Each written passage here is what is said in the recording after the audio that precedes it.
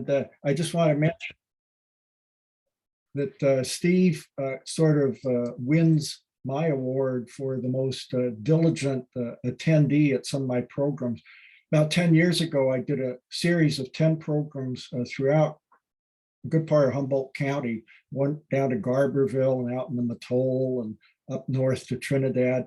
And Steve rode his bike to each of those presentations so he could have a perfect score. He was the only person, I believe, in the county that did that. And he did it about the hardest way possible by taking his bike for all of those events. So he's kind of my #1 audience person, I think, for many years. And I thank you for that, Steve.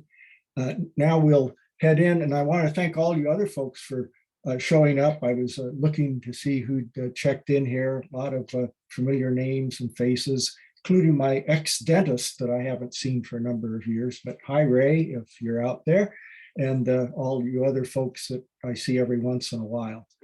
So today, I'm going to base this program on a book that I did. It was originally a report for Humboldt County. It's about the stretch of the east side of Arcata Bay, or North Humboldt Bay, if you want to call it that, between Eureka and Arcata. And of course, that's the most heavily used stretch of roadway, and also for, I think, various types of infrastructure to be along the bay shoreline. And what I'm going to do today is take you back in time to look at this area over the last 170 years, roughly, and to give you a little idea of what some of these things look like in terms of the future, because we're going to be facing sea level rise in increasing intensity over the next, well, forever really, but even over the next 10, 20, 30 years, we're going to start seeing some impacts from that. And one reason why this report was commissioned in the first place was to kind of give us a baseline where we could move forward from where things have been, how some of the features got to be there now. And it turns out that some of those features, most noticeably the diking system on the east side of the bay, are going to really play a part in the future of accessibility between Eureka and Arcata and what happens to some of the land there. So if you aren't aware of it already, this book that I've done is available online. If you go online to the Humboldt State University Press, you can actually get to a place where you can download a free copy of the book. You can also buy a hard copy of it if you want to. The Historical Society sells it, and also the local bookstores. So you can have either way you want it. But there's many, many photos in it, and we'll be using some of those as we go ahead here today. Let's do something kind of exciting here. There's that sunset, and now, flashy sunset. Now we're back to normal, and now we'll go on with the program. So free online, and also you can go to HSU Press to get it. So here's East Arcata Bay, this wonderful painting of one of our local artists, Stock Schluter. He painted this actually during a rainstorm out of doors, but he cleverly placed himself under the Samoa Bridge approach as it takes off from Eureka going towards Woodley Island. So he's able to actually paint out of doors in the rain and still get this wonderful photo or picture, which I'm using as a photo today.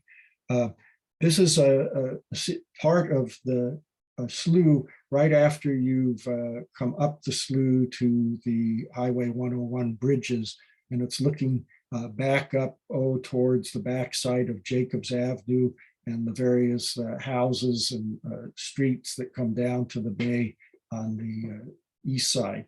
It's the biggest slough part of the system we have, and everything kind of takes off from that in the northwestern part of Eureka. So we'll look at that a little more closely. And here's an aerial image of East Arcata Bay. And we look down here where my cursor's pointing. We're at the northeastern end of Eureka with 101 coming out as this yellow line and going along the edge of the bay and then coming in to Arcata over here. Now, the yellowed in area you can see here has been superimposed on this aerial image to show areas that are going to be susceptible to sea level rise within so many years. And we don't know how many years it's going to be, but we're already starting to see occasional effects of that with flooding in areas and groundwater intrusion behind some of the dikes. And so we're going to reach a point where this whole stretch of Highway 101 is going to be flooded part of the time and won't be usable. And so what happens then? That's one of the questions that people are starting to address, and they need to really hurry up with that, because we're going to see this happening to us in the fairly near future.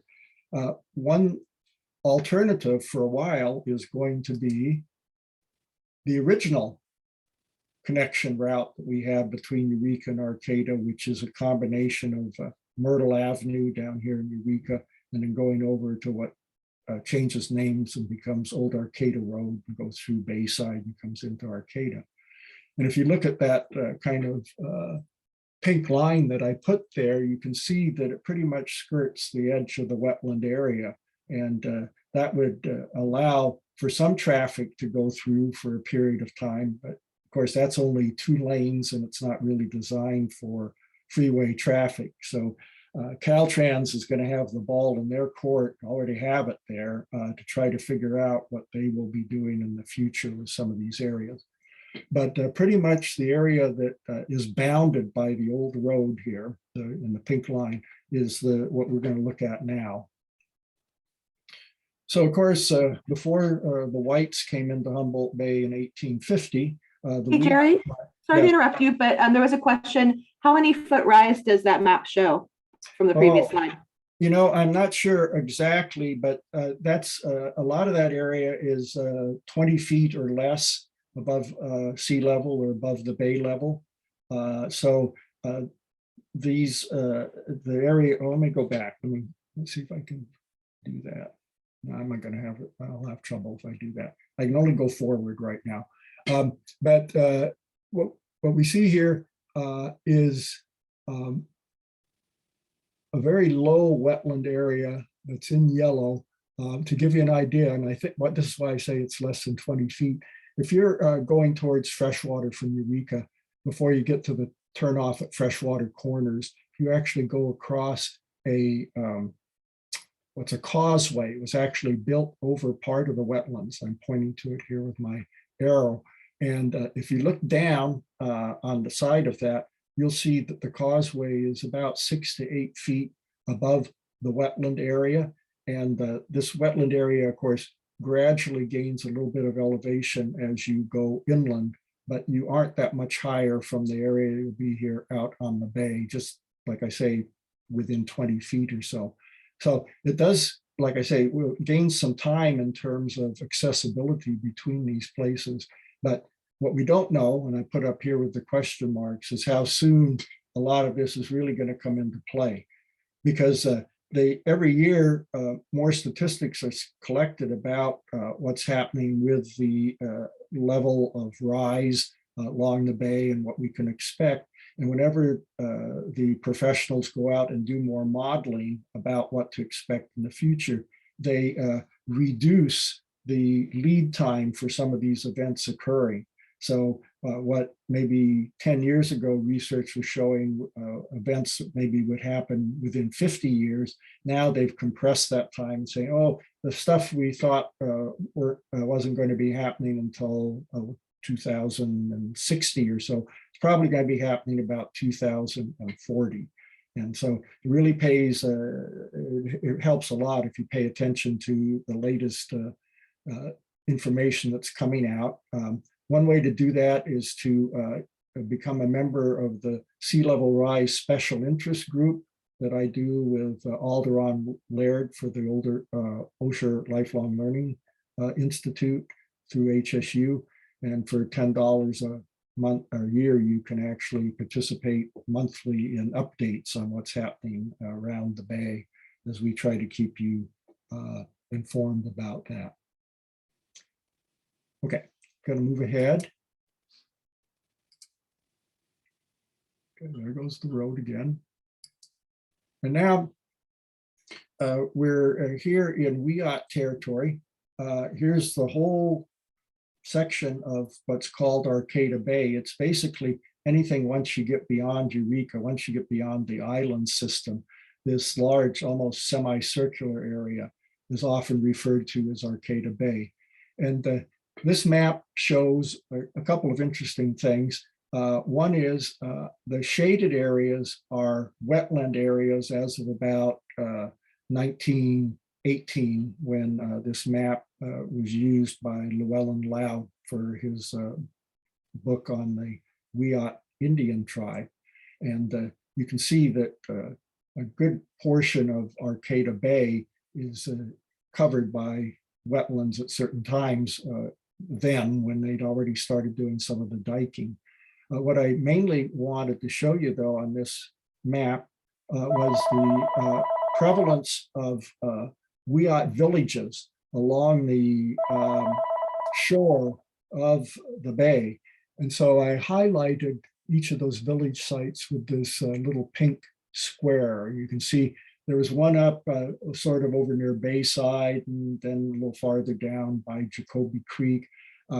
If you're familiar with Walker Point, the area where they're building a bunch of big houses now in back of Bray Cut and in back of, well, kind of in back of Harper Ford, you'll see there were several villages up there. There were also some villages down near the Freshwater Corners area. And then down on Eureka Slough at the north end of Myrtletown, you can see there were 7 or 8 villages along there. And what would happen is that the Wiyot Indians would mostly use canoes for transportation across the bay, for example, and then around the edges of the bay, but also up these slough areas that show up in the light corner colors, light part of this map, like Eureka Slough here, and up at the top of the map, Mad River Slough over near Manila. And they would gather different products like shellfish from the bay and bring them back to the shoreline of the slough and process things there, remove the shells and actually leave a big mound, they call a midden, right there by the side of the slough, and then go a little ways inland from that to their village sites, because they didn't want their villages to be right down next to the water where they'd be susceptible to king tides or to flooding. So you had several of these villages just kind of back on the next plateau above the slough in the north area of Myrtletown. And here, this is a very interesting set of drawings done by a researcher in the 1940s who interviewed some elderly local Indians about their fishing practices. And he managed to diagram the way that the Wiyot Indians would fish on sloughs and on Elk River, areas like that, where you have a flow of water coming in. They would actually, excuse me, build a sort of permeable dam across the river or the slough, and they put stakes down in the water that would allow a small amount of water to actually flow through, but the stakes were placed close enough together that fish couldn't get through. And instead, they'd be driven into these kind of pen-like areas that they've shown here. They come through an opening and they could be trapped there and caught, or right before they got into the pens, there were platforms, these little things here, kind of like boat docks, where individual Wiyot men would stand and they could spear the fish as they're kind of jostling around trying to get into one of these openings. And then also they wanted to collect eels along the slough or the river. And so at the back of these pens, they had an opening with a basket that would actually catch the eel. So it would be less permeable than the areas around it, but you'd still have some water flowing through, but the space inside was such that the eels could not get out. So this was one of the ways they harvested some of their food right on the bay or nearby on the bay. And as you can see, it's a pretty intricate system that they developed there, but allowed them to get not only salmon, but also eels.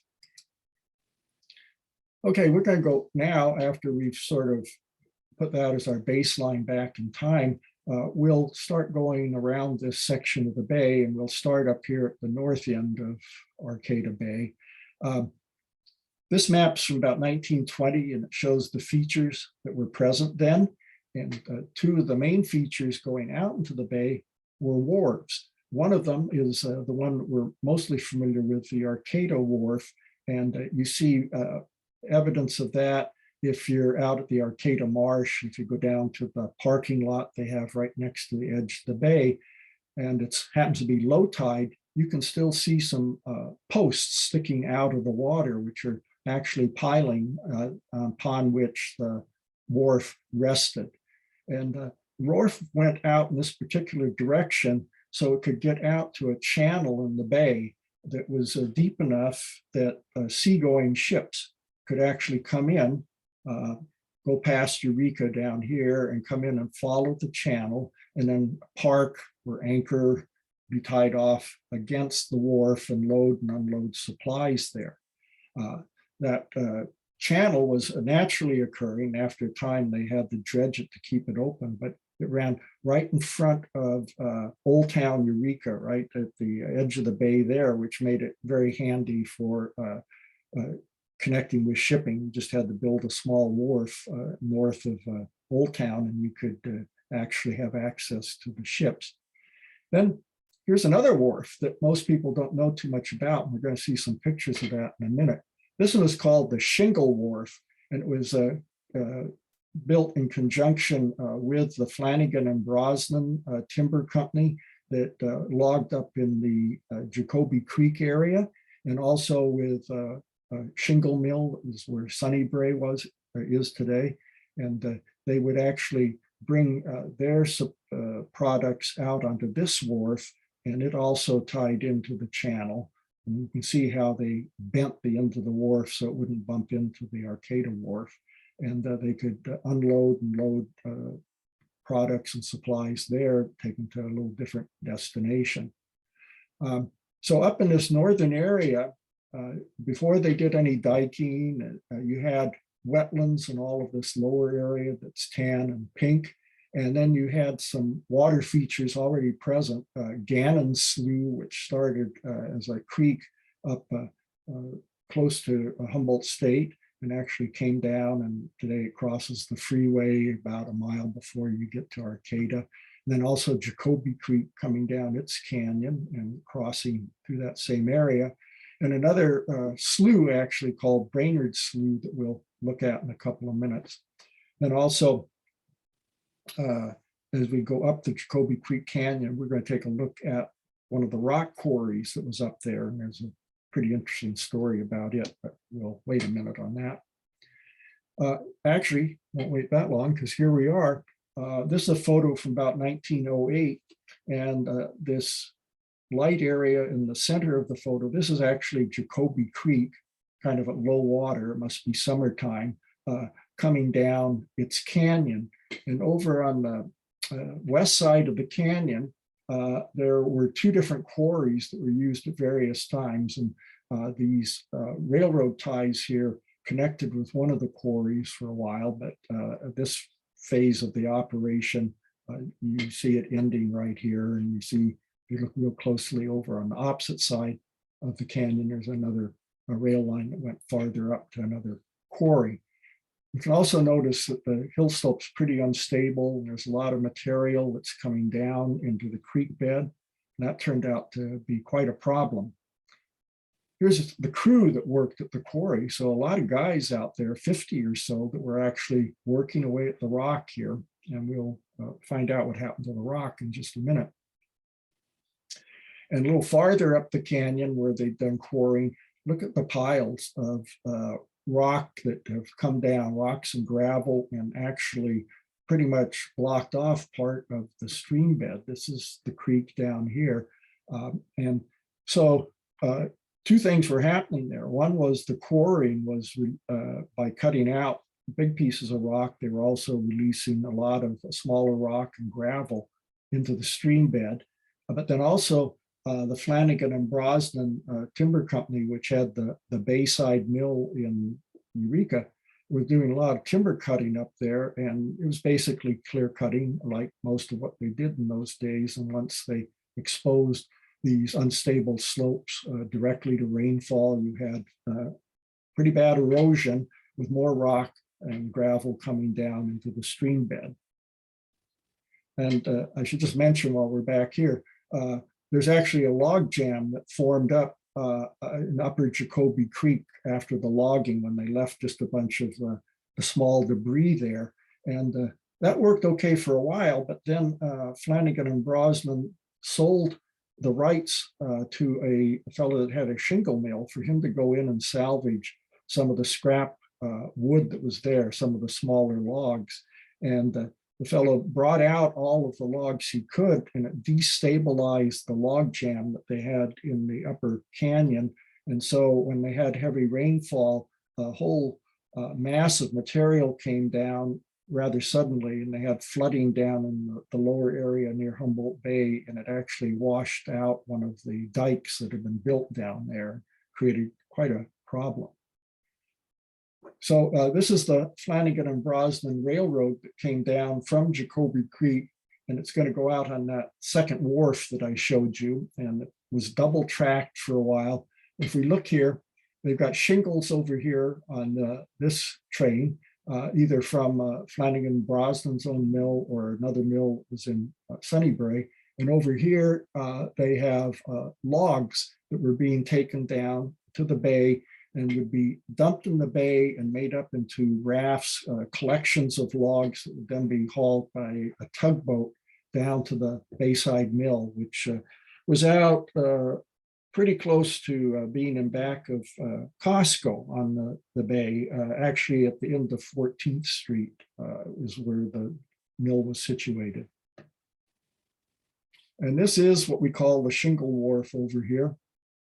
And we've got one of the tugs that went up and down the bay hauling a raft here.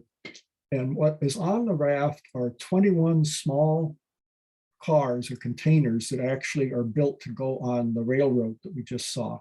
So you can see 1, 2, 3 here, and then they went back 7 deep. And those little cars are filled with rock from the Jacoby Creek quarry. And guess where they're going? They're going down here, which is, just to give you your bearings, this is the area where king salmon later developed. So the mouth of the bay is right over here to our left.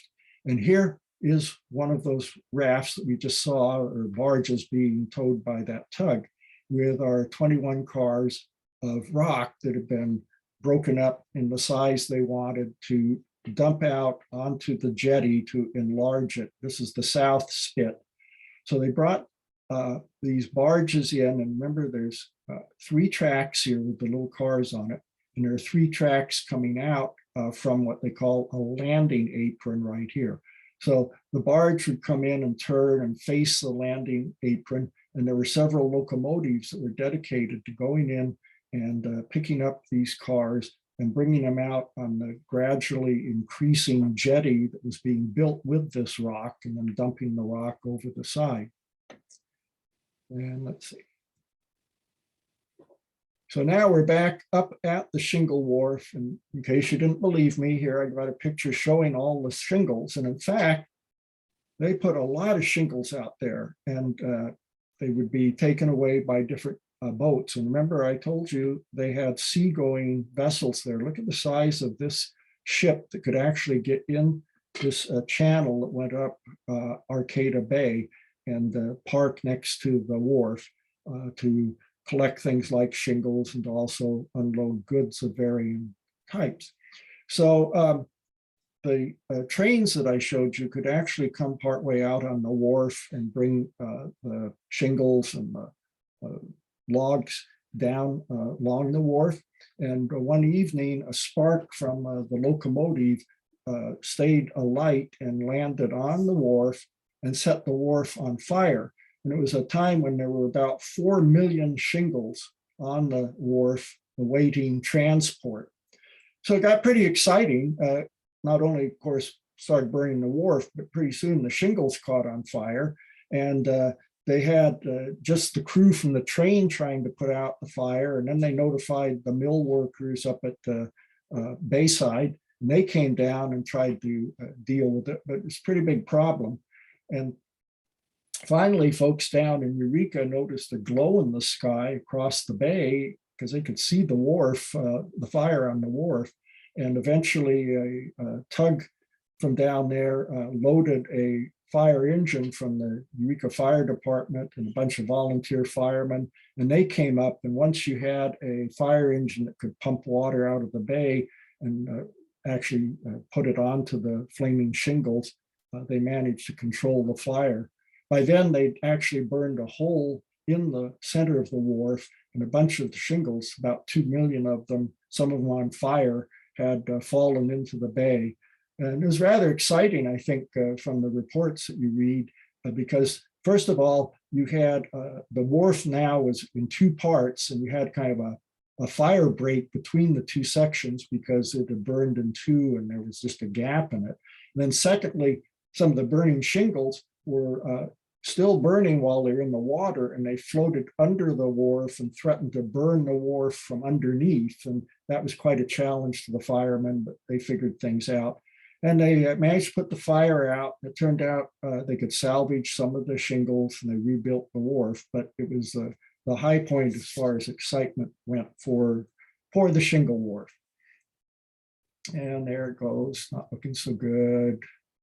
And then at night, things finally cooled off, and they managed to bring it under control. So there goes our Shingle Wharf. And now it brings us back to Bayside. This is the Bayside Store, the only store they have in town. And the railroad that we've seen the pictures of went right next to the store, right, well, just a little ways off to our right here. The store would be, if you try to locate it today, it'd be across from the Jacoby Creek or Bayside Post Office. And this would be Old Arcata Road running down right in front of the store. Now, I don't know, I've looked at probably hundreds of photos of stores, things like this, where some photographer comes out, takes a picture of the store, and almost invariably, all you see are a bunch of guys standing out there. You very seldom see women or children, anything like that. And so I get the impression that, the women are home doing all the heavy lifting, all the housework, taking care of the kids, but the guys seem to have time on their hands, and they can be out here being photographed. There's one photo that I really love because it's so different. It's at the store down in Pepperwood, where everyone in town showed up, not just the people, but they all brought their pets. And then someone took a photo of them, and you've got these little animals. There's a rabbit, and there's a cat, and there's a dog, I think, maybe a guinea pig, and then some women and children and guys. But this, as you can see, is a men's only situation up here in Bayside. Now we have one of these great Merle Schuster aerial photos. In case you aren't aware of them, they're part of the Humboldt State University Library collection. There's, I think, about 2,300 of these oblique aerials, and then some just straight head aerial photos that Merle took from the late 1940s to the early 1960s. Being flown in a small plane, they'd taken the door off the plane. Merle had this large, heavy camera I carried around once, and he had to kind of lean out of the cockpit to take these magnificent photos, perfectly in focus, but also he captured exactly what he wanted to. And in this, and I should also mention, if you go to the HSU Library website, you can go to their photo collection and type in the name Schuster for your photographer and get access to just about all of those images. In fact, you can download them, you can look at them to your heart's content. So if you like seeing the Humboldt Bay area and Humboldt coastline and forested areas that Merle kind of specialized in, you can look at these photos to your heart's content. So this photo, I think, is from about 1950, and it shows the Highway 101 out here near the bay. And here's Bayside Cutoff going over to connect with Old Arcata Road. And what I've done here is showing you how some of the early logging system operated. The Dolbear and Carson D&C company, which had the mill near the Carson mansion, was actually up here logging in the 1870s. And they went up an area called Graham Gulch and actually had a kind of gravity-powered tram system where they would load up small cars with logs. And then the last car in their little train would have a horse on it. And then they could let go of a control system. And it was a very gradual slope, but it was a steep enough slope that would take the cars down, first of all, to about Old Arcata Road. And eventually it went all the way down to near the bay because they had a wharf that went out in the bay. And so they could take their logs down there and dump the logs. And once again, those logs would be put into a raft and hauled to, in this case, to the Dolbear and Carson mill. Then when they were done unloading the logs, the horse, which had had a free ride down all the way, would have to get off of his car, and they turn him around, and he would actually then pull several of these small cars back up to their starting point. So you can get your bearings on this. There was a small shingle mill that they had out in the field here. The barn next to that still stands, and this barn was in the news a couple of months ago when we had a very heavy windstorm, and Lost Coast Outpost and other media showed a picture of the barn with part of its metal roof peeled back that had to be replaced. And so if you're out there at all nowadays and are going on Bayside Cutoff, you'll see on the west side of the barn a kind of two-tone roof with some of the old roof still there and then the new metal they put up. So the barn's still there, the shingle mill's gone, and of course what you have is a remnant of the tramway are a couple of the roads out there, Lindholm Lane and Graham Road, that the cars used to come down, and now you have these one-lane paved residential roads. And here's how Old Arcata Road looked probably in the late 1920s, early 1930s. Not a lot different from today. This is probably between Indianola and Bayside.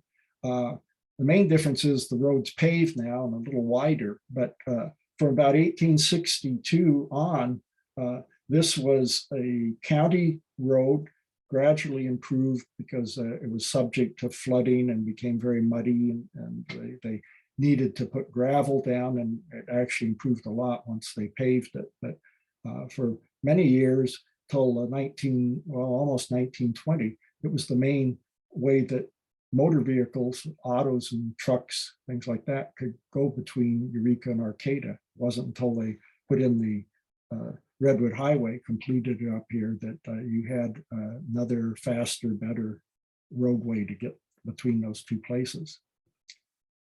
And in this photo, that's a done deal. This is another Schuster aerial photo that I took the liberty of colorizing, not perfectly, but well enough, I think, that it helps some things stand out a little for my purposes.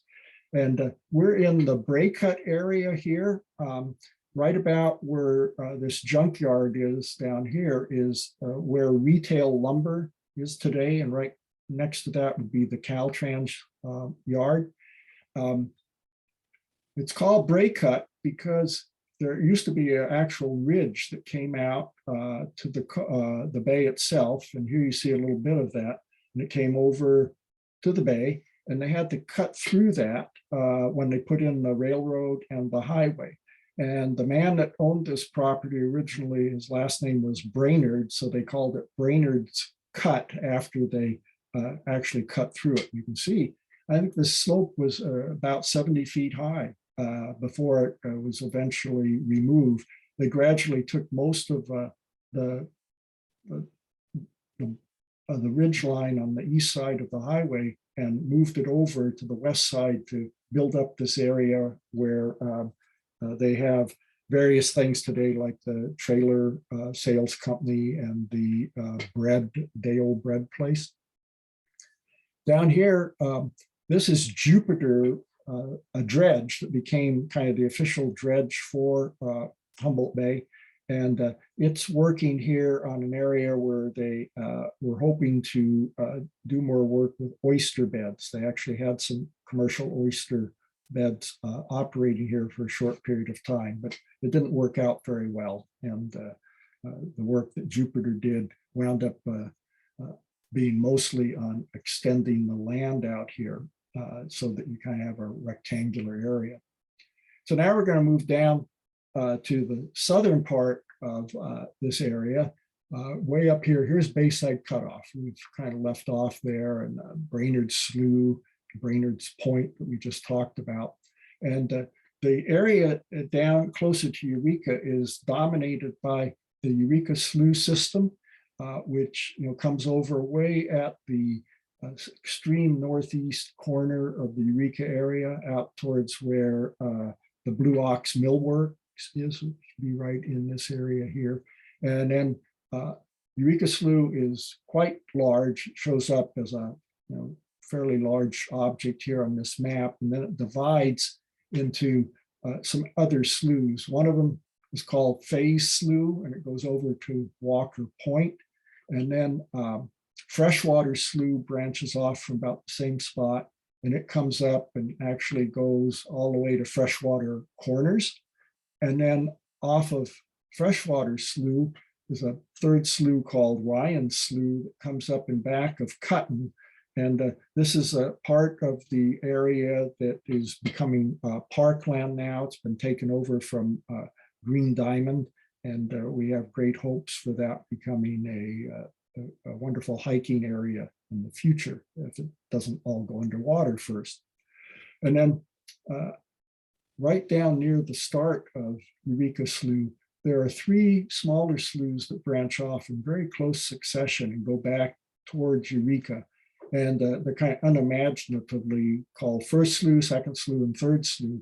But they go up, and they what they've done is they've kind of separated Eureka from Myrtletown, which is over here. And they were big enough obstacles that, let me see if I can go back here for a second. Big enough obstacles that they kind of separated Myrtletown and caused it to be primarily a residential area. Most of the city ended about at first slough, and they didn't, because there are only a couple of places where they put roads across, they didn't develop the other areas too much at first, at least. The third slough, for example, goes all the way up to Harris Street and ends just east of the Safeway Market near Harris and Harrison. And you've got second slough, which goes up past Zane Junior High and goes out to Booner Street. First slough goes up past the Myrtle Grove Cemetery, so sometimes they call it Graveyard Gulch. And then it goes right through the Albee Stadium in back of Eureka High, and it ends up near Booner. So those systems at present don't seem to be bodies of water to any extent, but as we start looking at sea level rise, those will be some of the first areas that will begin filling up a little more, and will gradually start turning Eureka into what could ultimately become an island. Hey, Jerry, is there a technical definition for what a slough is? Yeah, but I can't give it to you exactly, but I'm sure several people here know better than I. But what we see around here is it's a body of water that, at least in this area, that's connected to the bay. It could be connected to the ocean or some other spot. And it is susceptible to tidal action. And it's usually fed by it has to be fed by some body of water higher up. And that would start off as a stream of some type. And so in the freshwater area, for example, you have Freshwater Creek up by Old Freshwater and by where they have the swimming hole. And then when you get down to the tidal area, which is very near Freshwater Corners, then it becomes the slough where it's subject to the tidal action, where you can actually see a rise in the water as the water level comes up at high tide in the bay. And that's what we have here in these different systems. And I should point out that the Weodd Indians made great use of the sloughs. There were about 30 miles of slough around Humboldt Bay that were navigable by canoe. And so they could just go up and down those sloughs for both for just transportation for people moving around, but also for gathering different types of food products that might be there in the slough. Okay, we'll move along. This is the culprit, or the enactor of the creation of the landscape we now see between Eureka and Arcata. This is a dredger that was used by two different land developers, first up in the Arcata area near the Arcata Marsh, and then down in the Eureka Slough area once they finished up with that northern part of the side of the bay. And this dredging machine actually floated on water.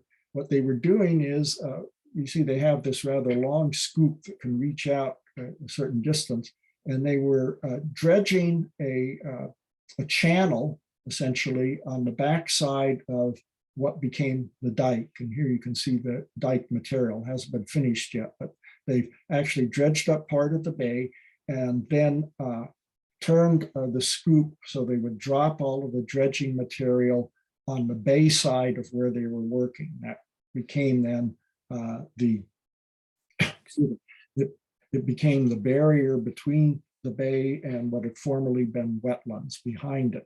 And once they were able to do that, they could then prevent any tidal action from occurring and coming in periodically and watering these wetland areas with water that was salty to some extent and was not the type of liquid that they wanted present. If they had fresh water, that was one thing because they could grow better plants on that, but they didn't want salt water. So once they managed to dredge this off and block that tidal interchange, then they could convert the area behind the dikes into cattle grazing land. And, you know, if you've been out Samoa Boulevard at all, just as you leave Arcata, you'll see, you'll go through a large agricultural area that was mostly used for dairy cattle.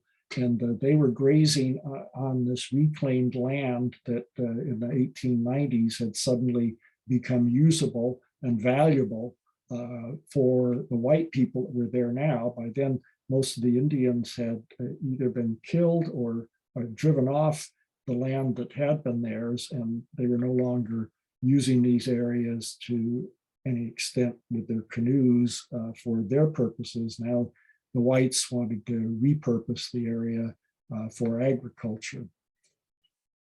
Then once they finished up here near the Arcata Marsh, as I said, they moved down and did the channels around Eureka Slough.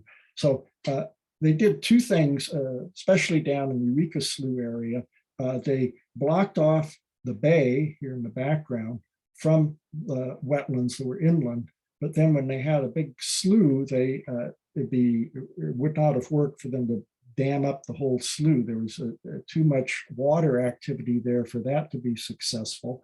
And the creeks still had to have their outlets. So instead, they built dikes on both sides of the major sloughs like Eureka Slough and managed to cordon off more of the former wetland areas there by having a rather elaborate system of dikes that went for a number of miles up towards the end of the slough portions of these water courses, up to the place like on Freshwater Slough where tidal action ended and you had just the stream above it.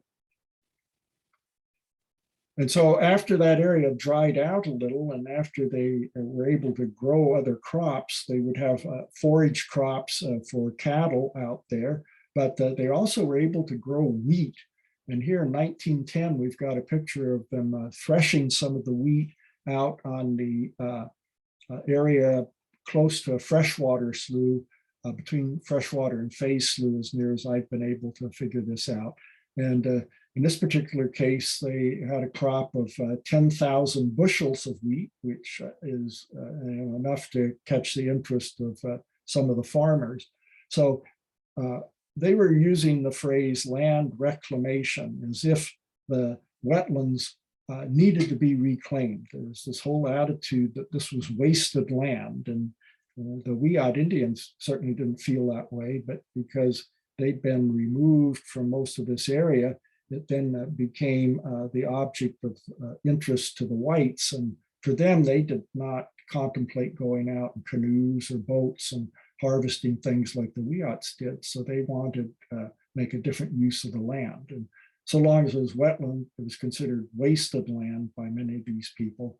And the folks that managed to get there first and gain control of the land and have enough money to have the dredging occur actually made quite a bit of money. And then the subsequent land users, the dairy farmers or the wheat growers, also made money on it. So as far as they were concerned, it was a very positive thing to convert the land from wetland to dry land to rangeland, cropland. But as we'll see in many cases, that was not a good long-range plan. So we skip down to Elk River on the south part of Humboldt Bay, just to show you what used to happen in the sloughs or in the major, or well, the rivers and the major sloughs and the major creeks. This was before they had any logging railroads. And the way that they would get logs out of the forest was to move them to a good-sized body of water, flowing water, in this case, Elk River, Freshwater Slough, Ryan Slough, would have been other places where they did this. So during the dry months when they could log, they would cut logs to the size they wanted to use them in the mill and bring them down, in this case by ox team, and then dump those logs into the stream bed or the river bed. And there might still be a little bit of water there, but not enough to disturb the logs. And after they built up a pile of logs like this, they would put a dam up river from that or up creek from it and start accumulating additional water and wait until the rainy season really hit. And when they had a really heavy rain and there was a lot of water coming down, they would knock out the supports for the temporary dam. So you'd have whatever water ponded up behind it, plus this large rainfall. And that would be enough of a flow of water that would move all of these logs down the slough. And in the case of Elk River, right out the mouth of the slough into Humboldt Bay. And then the different lumber companies would once again make these rafts of logs and take the logs to whichever mill they were associated with. So that was a primitive method, certainly, of doing things, but it worked as well as it could until they were able to bring in railroads to these areas and move the logs out that way. But the environmental damage, of course, was tremendous. You had these, logs that weighed as much as cars or even more, suddenly being released by this flood of water coming down. And the logs didn't go gently down the slough or down the creek. They banged against the sides. They scraped up the bottom of the slough. There was a fellow that lived on Elk River during the time when the logs were coming down there. And his property was right next to the river. And he said when he first bought his property, he went out in his backyard and the Elk River was 16 feet below ground level where he could walk out. And he was there for, I believe, about 6 years when he went out and checked again. And now he was only 7 feet above the river bed. And so in those 6 years, about 9 feet of the bed had silted in because of all the destruction of the sides of the creek and the base of it being caused by these logs coming down.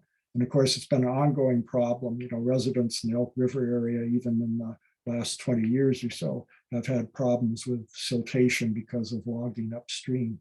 But this was the way things were done for 20 years or so on some of these sloughs, and it of course had a tremendous effect that was not recognized at the time by people as being that much of a problem. It was just considered doing business as usual. But what they did was greatly affect the riverbeds, the course of the water in these areas, and create a tremendous amount of additional erosion.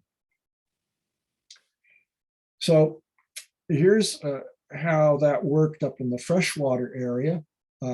This is the Excelsior Redwood Company, later taken over by Pacific Lumber Company. And if you went up this canyon about 2 miles, you'd be at Old Freshwater. This is in the area of Freshwater Corners, near where the riding stable is today. I'll show you a picture in a minute about that. You can see they're bringing down each of these trains are probably taking a single redwood tree that has been cut up into 20 sections or so, and they're going to go down to the slough and dump the logs there. This is before the railroad went all the way out to the edge of the bay, and they could take logs all the way to the mill. This is what that area looks like today. It's about a half mile south of Freshwater Corners if you turn off at Freshwater Corners and head down to Old Freshwater.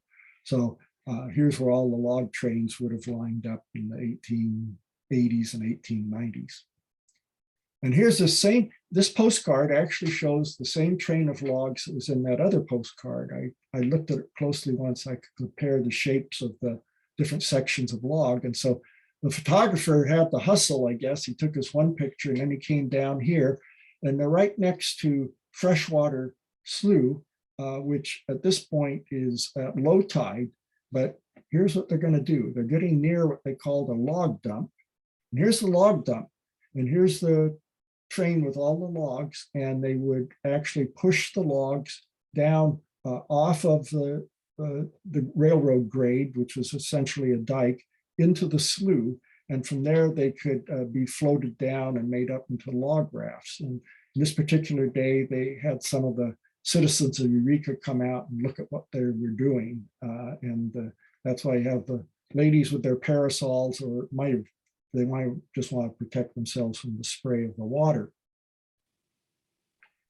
So let's Jerry, was there anybody at this time who was questioning how these log moving practices were being done, especially with the damage it was doing to the area? Yeah, very few people. The fellow that I mentioned, Bartland Glatt on Elk River, wrote in to kind of protest or alert people to what was happening. In fact, yeah, he actually did some protesting about it. And then there was this blowback from a lot of other people saying, well, you dummy, you should have known when you bought the property that was going to happen, and it's just the way life works, and get over it.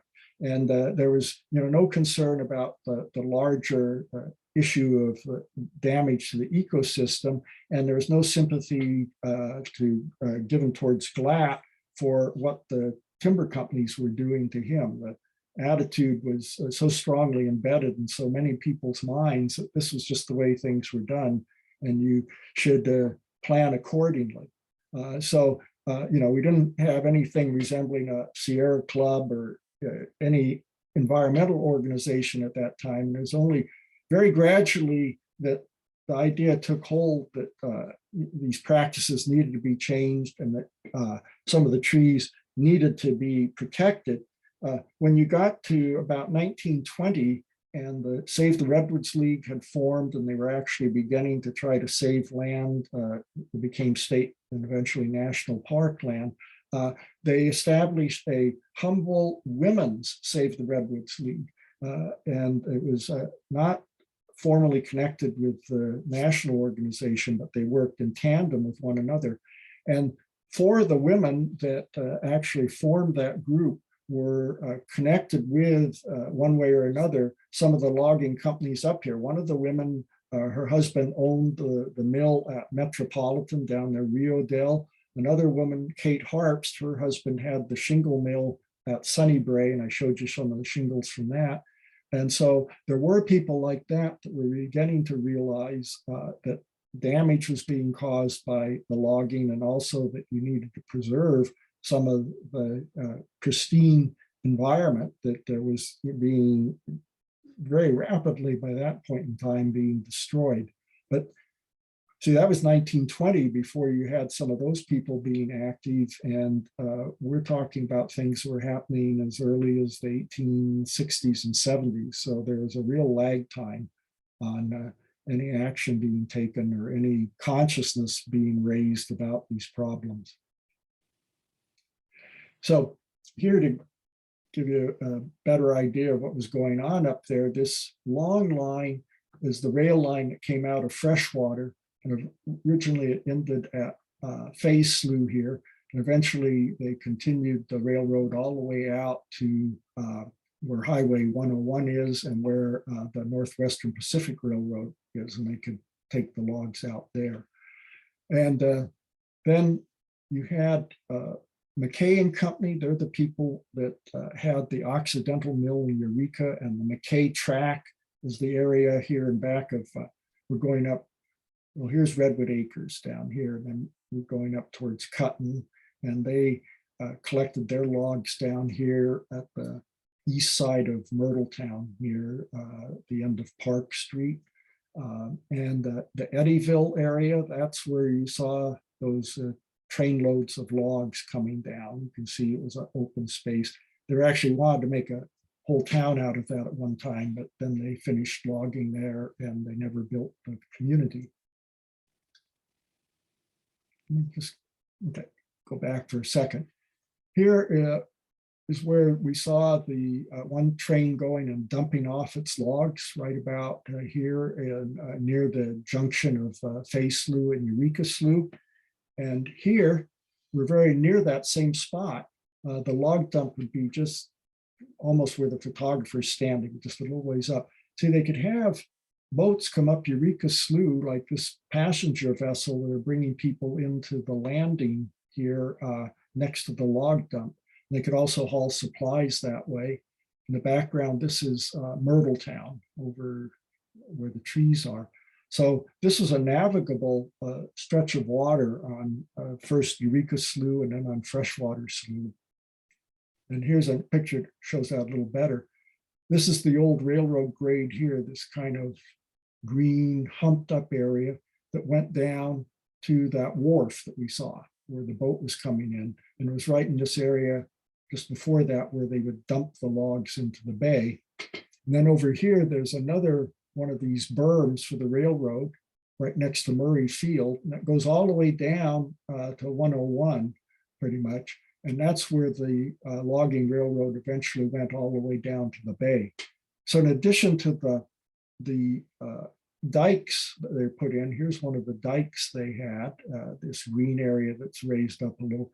You also had other barriers that were created by these rail lines that are still present out there. You can go, if you go down toward the Murray Field Airport, turn off and stop near Carl Johnson's, that's this building here, you can actually look at this berm, which is about 8 feet tall and still in place all the way along from when the railroad went there. And that's part of the system right now that's keeping the slough waters from going back into these wetland areas.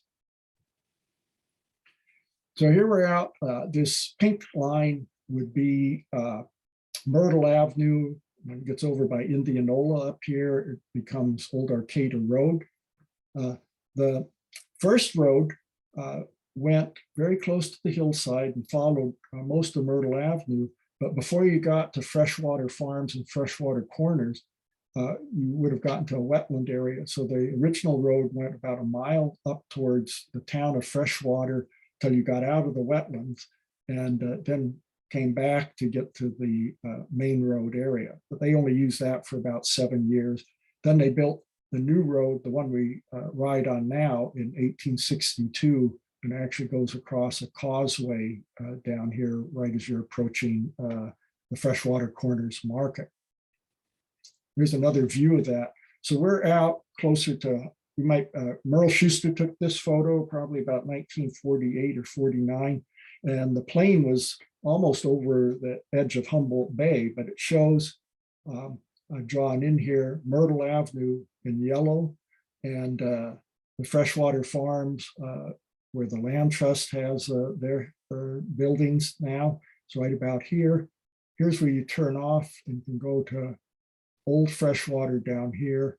That Freshwater Corners area also led you to Eddyville, where we saw the train engines and the huge loads of logs.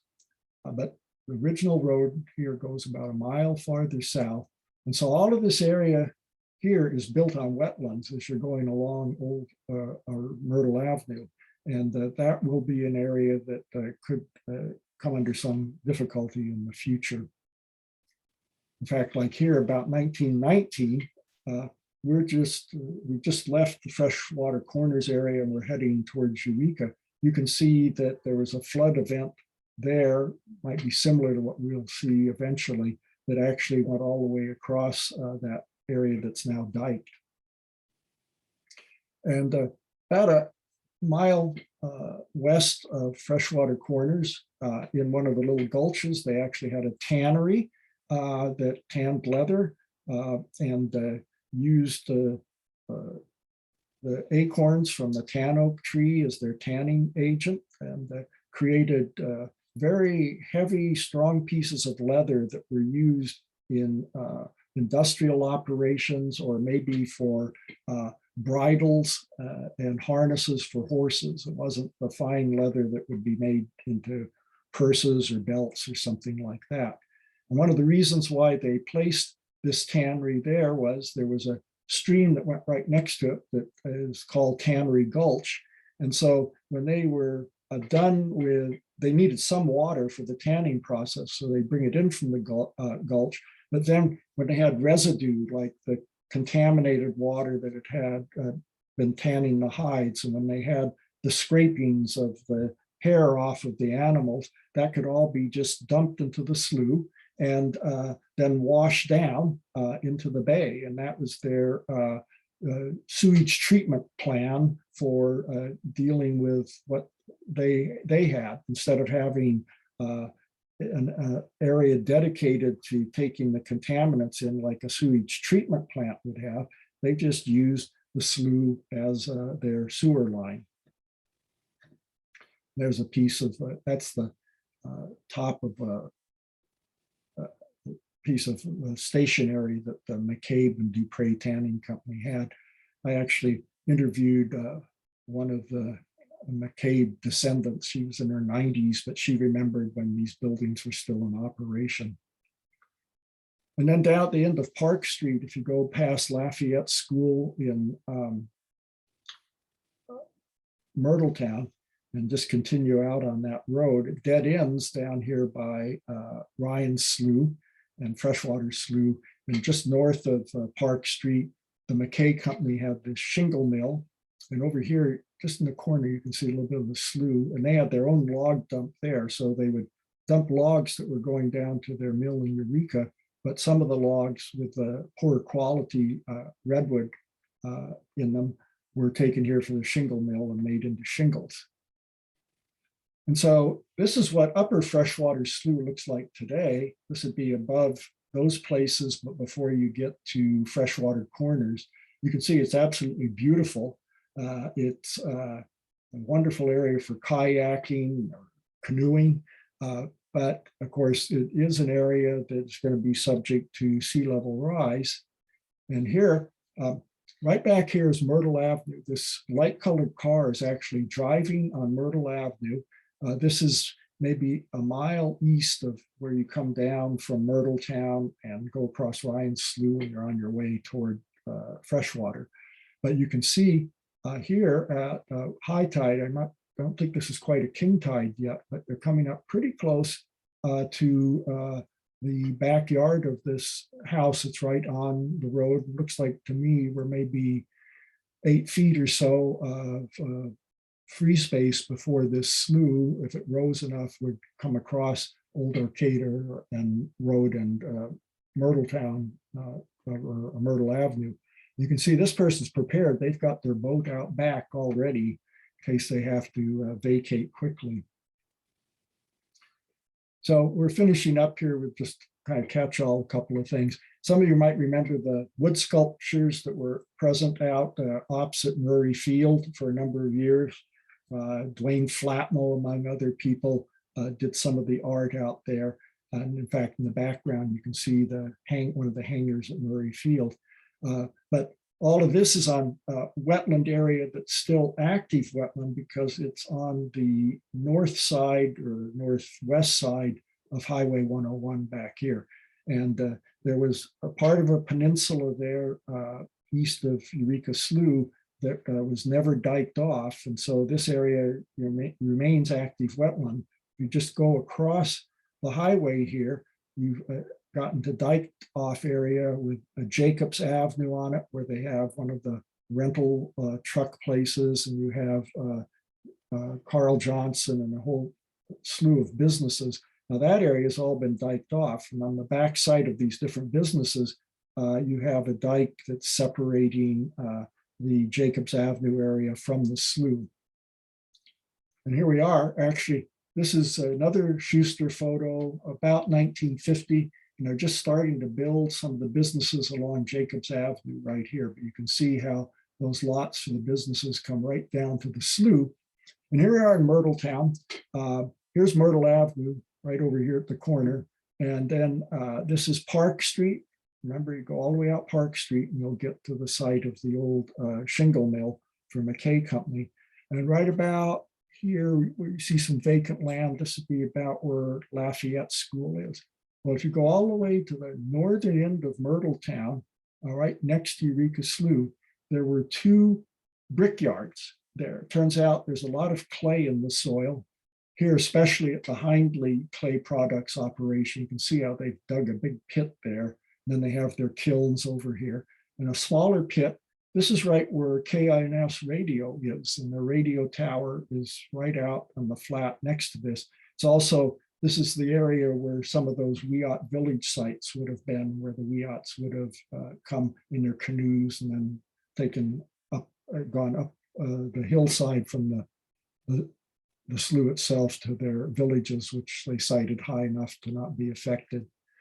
So they would make their bricks here using the native clay, and then it's hard to see, but there's actually a wharf right out here on the slough. So instead of having to truck out the bricks or anything like that, they could just take them maybe 50 feet or 100 feet and put them out on this wharf, and then fill up a barge and barge them down to the shipping area that would probably be at Eureka.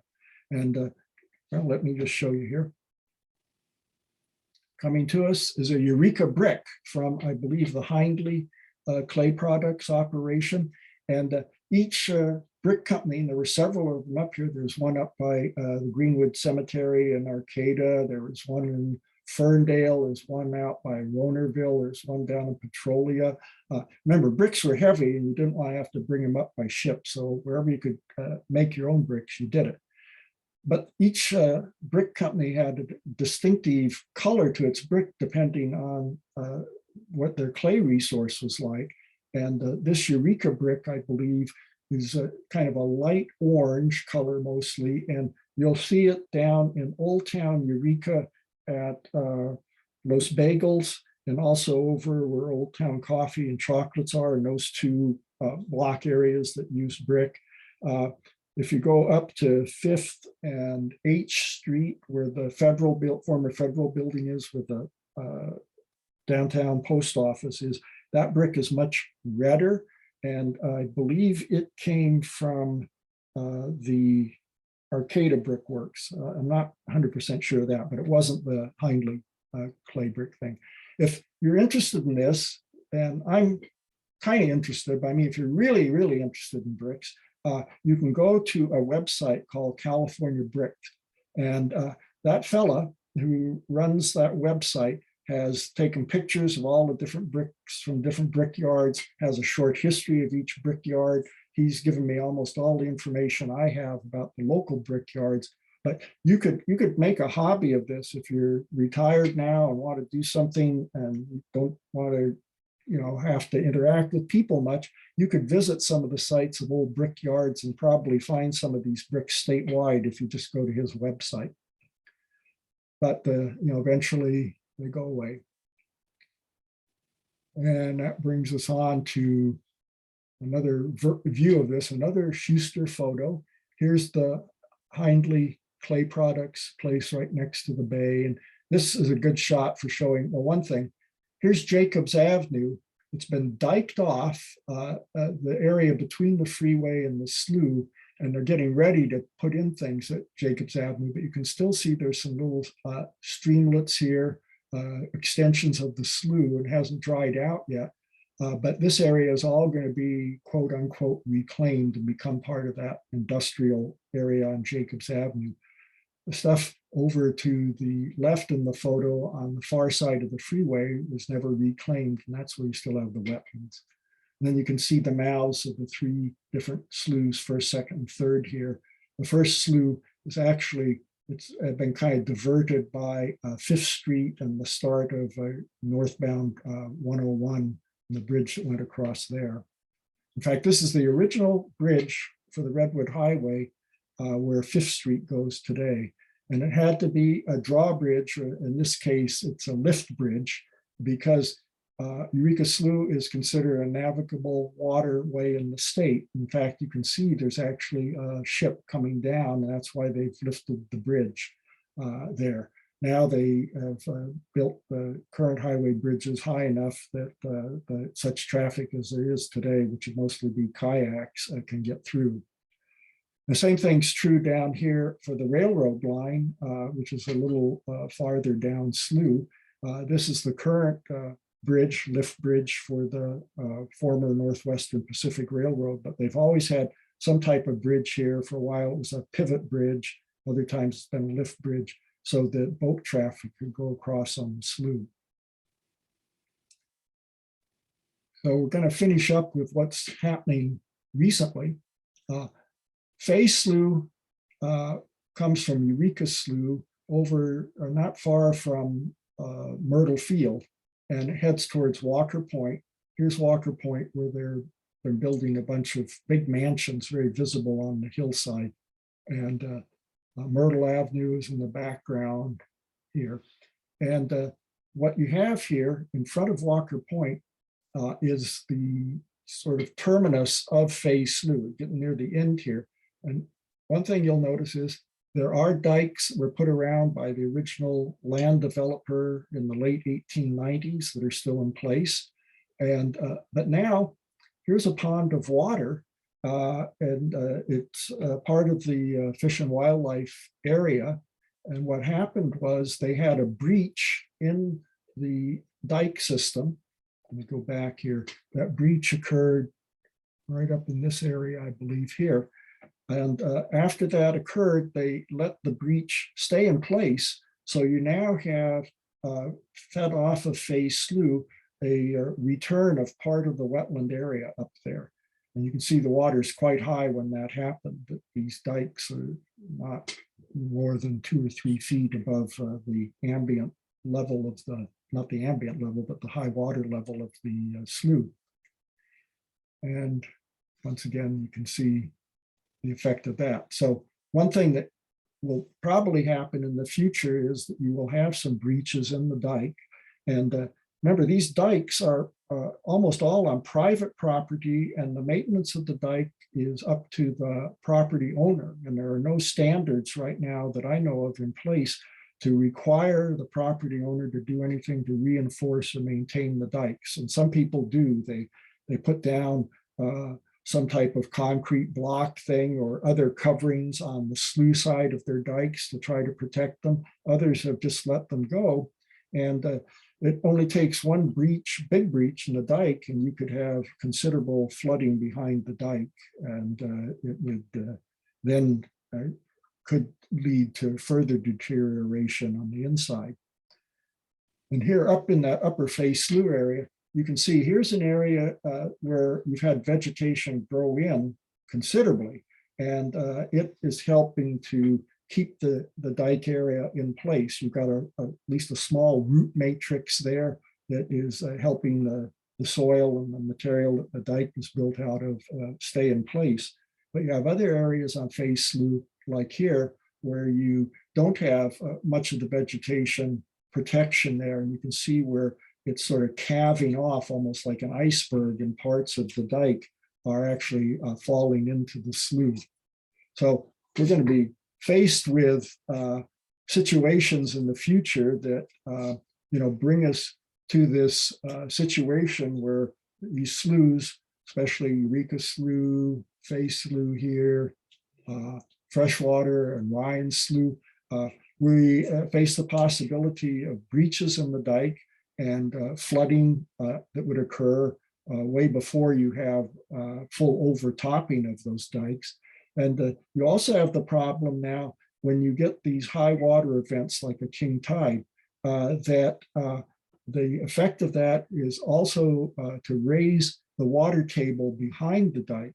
So in some of these areas, or behind whatever barrier you have, so some of these wetland areas back here will actually have groundwater intrusion, whether or not the dike between them and the bay is viable and is keeping out the slough or the bay water. So it's not just a simple problem of somehow improving the dikes or even starting to maintain some of them, but it's part of a much more complex situation that is going to take a lot of planning to deal with.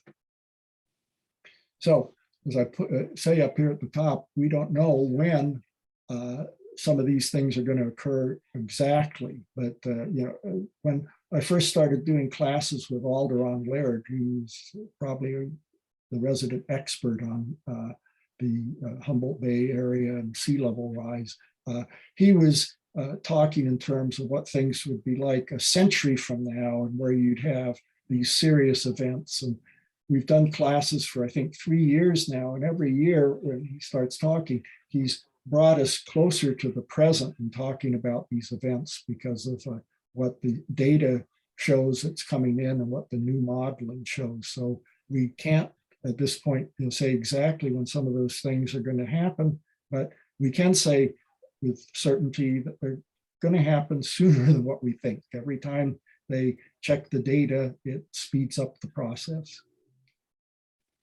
And there we go. That might be the road for people for a while. And that brings us to the end here. We're not quite at Eureka Slough, but we're out in that area. Okay, any more questions? Yeah, there was a question in the chat. When did the restoration of the wetlands first begin along the bay, and when did they accelerate that restoration? The restoration of the wetlands across all of the bay, I can't answer that question exactly because it's happened, in different places at different times, and they haven't really had that example I just showed you was an unintentional breach of the dike, which they allowed to stay in place out by Walker Point. But in terms of restoring other wetland areas like that, I think the example that comes to mind for me is down at the wildlife refuge across the freeway from College of the Redwoods, where Fish and Wildlife took over a very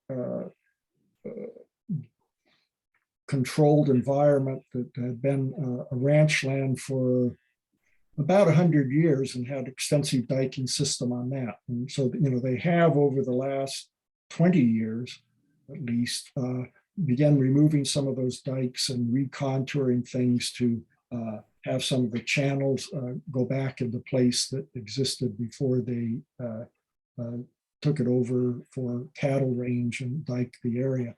So that area, I think, is as near as I can recall, would be kind of our harbinger of what is going to occur in other places or could occur in other places when various agencies take steps to restore some of these locations. You have to remember, though, that a lot of the areas are in private hands, like we're looking at this area over here on the east side of, or south side of Fay Slough, that's been private ranch land. We're looking at areas here that have gradually been taken over by agencies, and now there's a wildlife refuge area here, and smaller areas and other places going into play, come into play.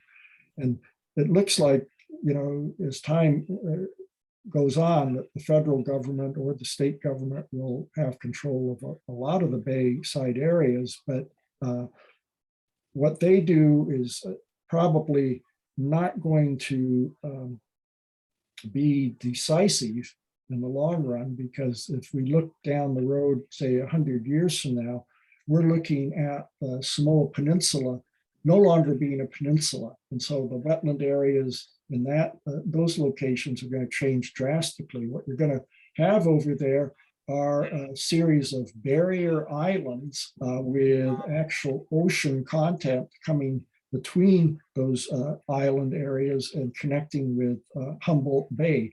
So you'll have a few high places out there, like in the Samoa area where the Samoa School is, and other lower areas that would actually now be underwater permanently. You're also going to have the Mad River changing course and no longer going directly out to the ocean, but it's going to connect with Mad River Slough and come down and go into the bay.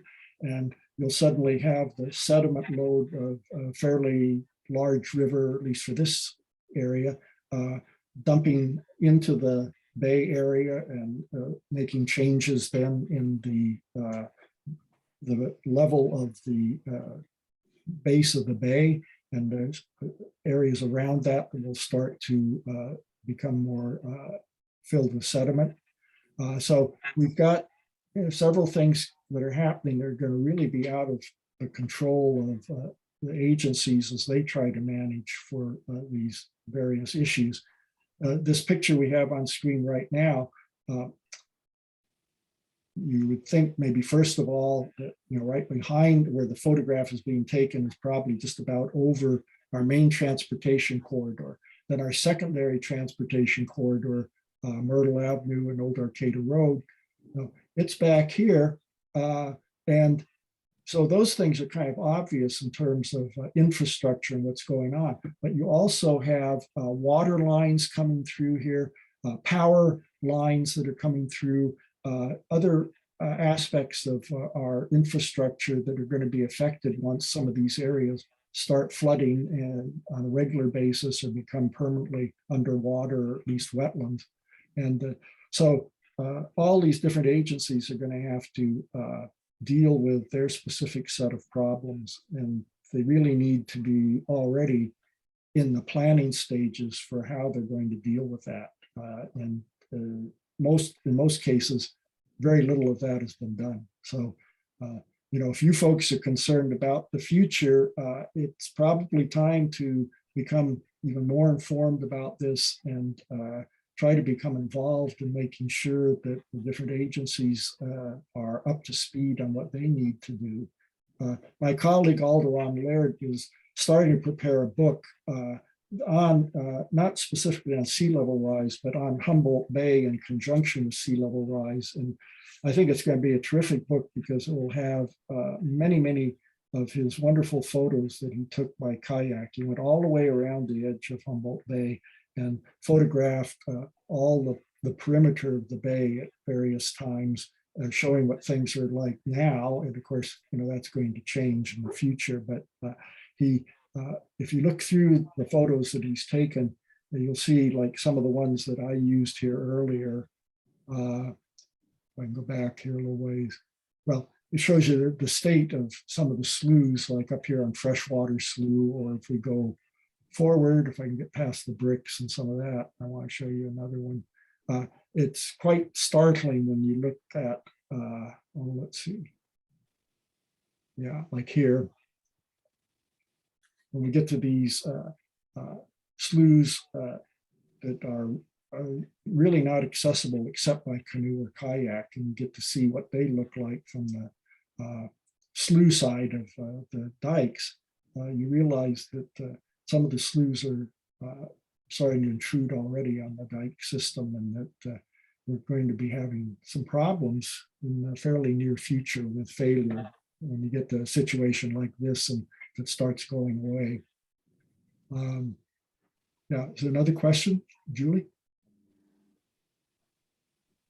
Let's see. Okay. I don't see any other questions. Let's see. I have a question. Okay. Okay. If you go north on Myrtle Road Mhm. after the Three Corners Market, there's a farm on the left. Yeah. And I've been kind of watching this saying, what on earth are they doing? I think they have been digging a new trench Yeah. and putting pilings in and rock and Mhm. allowing water to come up on the north side of their fields because they've had hay and pumpkins and things like that on that Yeah. land. Is that private land that they're doing that on voluntarily themselves, or is that, how does that work? I don't have all the details on that. I know what they're doing there is essentially extending the end of Fay Slough. If you went out across the property there of the organic farm over towards Walker Point, you'd be right at where Fay Slough is sort of considered to end. And what they're doing now is, I'm not sure if you call it daylighting or recontouring, but it's like a eastward extension of the top part of that slough. And what you have when you go out across those fields, you'd eventually get to the dike that is blocking Fay Slough from coming across to the east into that property. And so I don't have all the details on which agency's doing that and what, if they want to accommodate or if they want to go any farther or not. It looks like they're ending at Myrtle Avenue or Old Arcata Road right now, but the creek that feeds into that slough goes under Old Arcata Road and up the canyon there where Ole Hanson Road is. And I don't know what the long-term plan is for that. That's really. Beg pardon? Oh, it looks like she Okay. got muted. And then we had another question that is anyone conducting kayak or canoe trips through the sloughs? Are they conducting, I didn't catch the next word. Kayak or canoe trips?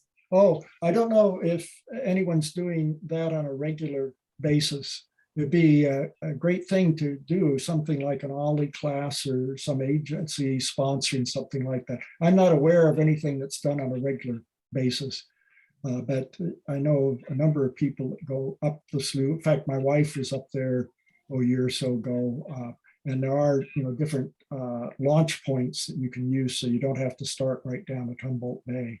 I'm pretty sure you could get permission from the landowner at the end of I think from Park Street, I think would be one place. Bill Cody, I think he has allowed people to launch boats from his parking lot near the end of Park Street. So there are other places where you can put in and get to the upper slough, because sometimes it takes a long time to get up to see some of these areas and be more efficient to go other places. But I can't be a true source of information about all of that. I think that Fish and Wildlife could also tell you of places in that wildlife refuge area and back of Harper Ford where you could put in if you didn't want that, have to start out right near the bay. And there's another question in the chat. How is it decided which Euro Americans owned which parcel of reclaimed land? Oh, of reclaimed land. Well, to my knowledge, none of the so-called reclaimed land has been returned to any of the Indian groups around here. All Indians that lived in this area would have been members of the Wiyot tribe. And of course, part of so-called Indian Island has been returned to them now. These other areas, of course, they never gave up voluntarily. They were just driven off the land. Whites came in, took over the land. There were surveys done, and then people could buy the property in various ways. In some cases, they were even able to homestead certain parcels. But almost all of that land that we looked at today, that was reclaimed wetland, is none of it that I know of has gone back to the tribe, and I don't know of any arrangements that have been made to for them to gain access to any more of it.